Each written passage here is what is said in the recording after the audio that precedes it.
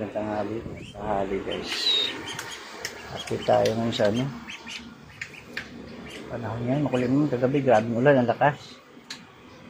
Ngayon, matindi araw ngayon. Maya ito, maulap eh. Ito. Maulap siya. Sunshaded, hindi maganda yung ano, maulap-ulap. Pero kahit pa paano, maganda naman yung charging. So, update tayo ngayon sa mga kapitbahay natin. Kapitbahay natin dito mayaman sa tapat. Ayan o, may bago solar dyan o. Ayan. Ayan. Ayan. Ayan, bago. Siguro mga linggo lang pagitan yan. Tapos, siguro itong isa. Itong isa, nainggit siguro kasi magkapitbahay eh. Ayan. Nagpakabit din. So, hindi ko alam kung ilang kilowatt yung ayan o. Kakaiba yung panel niya. Ayan. Hindi ko alam kung fully yan or mono. Ito yung isa eh, mono to eh. Ayan. Ayan, so ayan guys. Hindi natin alam kung ilan yung capacity ng isang panel na yan. 6 yan eh. 7. Baka mayroon pa yun sa kabila. So, maganda yung ano ng panel. Ayan o. Maganda siya. Kakaiba. Ayan, siguro baka nakaramdam na rin ng bill sa kuryente yan. Ayan, isa doon sa dulo. Makita mo yun o. Marami rin. Isa, 2, 3 na. Tapos yung isa, ayun o. Ayan. Ayan yung isa o. Ayan. Nakakaramdam na ng mga mabigat na load sa bahay. Yan. Nagpakabit na. May pera ka lang naman, di sayang din, invest mo na lang yan. After 5 years mababawi mo naman yan. Yan. Ang kagandahan yan. So maganda siguro halagang 300 yan, something yan mga ganun. Yan. Ano, guys, makukulimlim-kulimlim. Yan, natatakpan yung ano, araw. Hindi maganda yung harvest niyan pag ganyan. Hindi tuloy-tuloy siya. So, ito yung bagong frame natin. May lokong pato rito. Pamimigay ko rin yan kasi pasaway dito yan. Yung malaki katay ang abutin yan. Ito yung bago natin ginawang frame sa battery. Gumawa ko. Bumili pa ako ng extra yan. 12 yan. Ang lalagay ko dyan, yung solar panel, ipi-frame ko yan.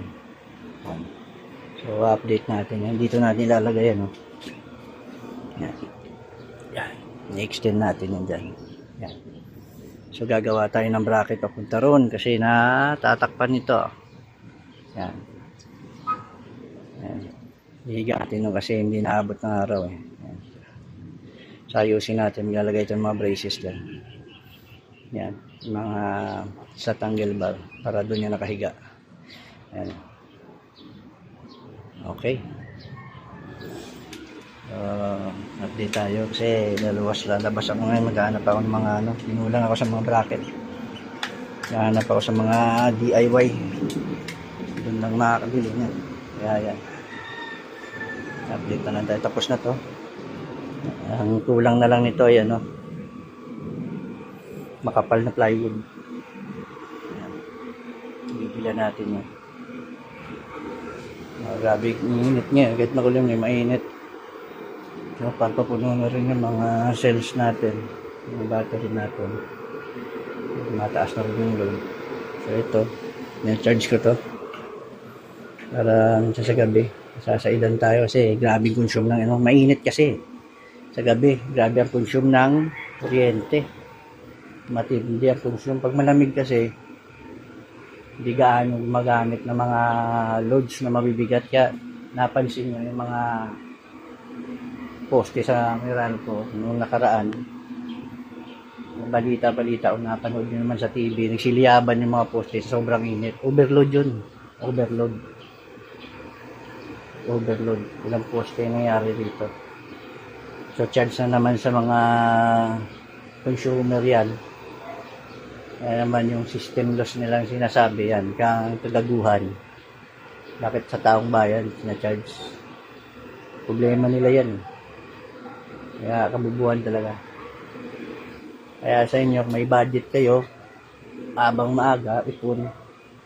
Lagay kayo ng solar sa bahay nyo. Kahit either system 12 volts, 24 volts, or 46 volts. 24 mas maigi na kasi kaya na rin mag-drive ng aircon na 0.5 man or 1.5 horsepower. Basta tawag nito,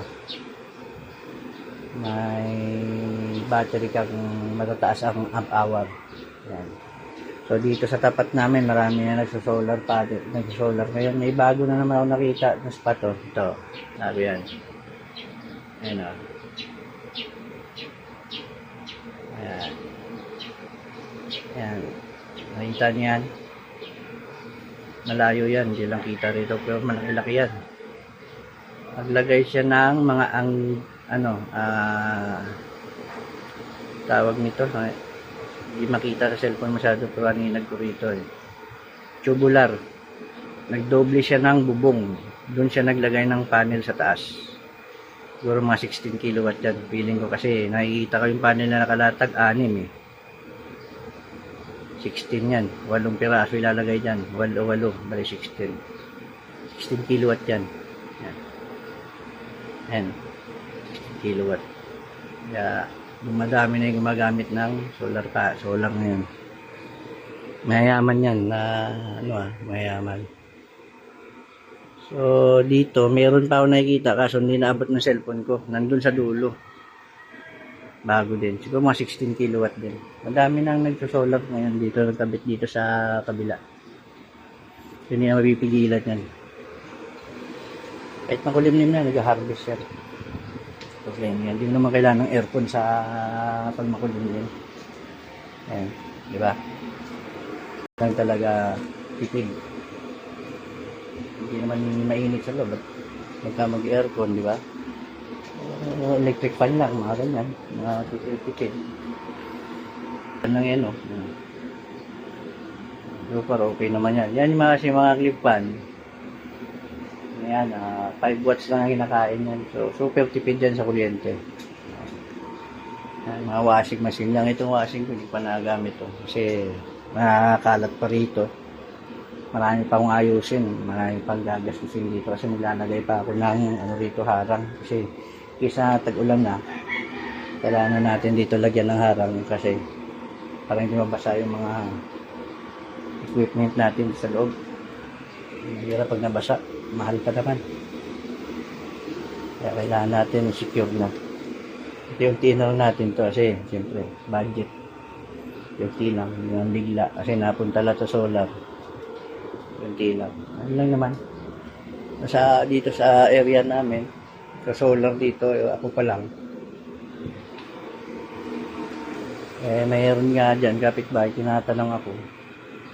Pa-install daw siya. Sabi ko, ayusin muna yung bubong nyo. Kasi yung bubong nyo, ito, pakita ko sa inyo yung bahay na gustong magpa-install sa akin. Pakita natin.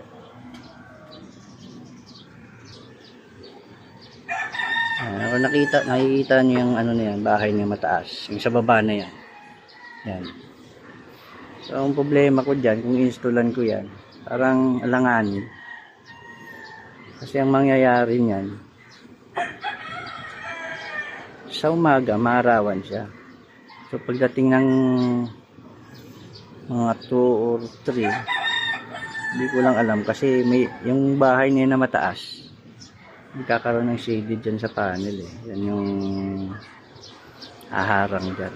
So, yan yung problema dyan. Yan yung problema dyan. Magkakaroon ng shaded. Yan ang mangyayari dyan. Pag nagka-shaded na yan, tatay yung charge ng solar mo. Walang gaano. Sayang. Kailangan expose. Kagaya nito sa akin dito. Ayan, expose talaga yan. Expose yan sa harap. Medyo dito sa tapat ko maluwag. Ayan. Ayan. Talaga. So, kailangan kasi bago magkabit, secure mo muna yung area kung naarawan ba, hindi. Yan. Yan lang naman ang maganda dyan sa pag-install ka ng solar. Hindi yung kabit ka lang ng kabit mo. Yung muna i-secure. Gaya na may nakita akong kinabitan yan. Ganyan yung dalawa dyan. Sumaga lang yan, arawan. Yun yung malaking bahay dito sa kabila. Pagdating ng mga 2 yan, wala na yan dyan. Shaded na yan. Isang panel lang shaded yan, wala na yan. Patay lahat yan kasi naka-series connection lahat yan. Hindi man pwede sa hybrid na parallel kasi kailangan niyang mataas ang voltahe para gumana. Kaya ganun. Kailangan talaga. So hanggang dito na lang kasi guys, may pupuntahan tayo. May bibiling pa akong mga gamit para makumpleto na yung gagawin ko. Sige, ingat po. God bless sa lahat. God bless.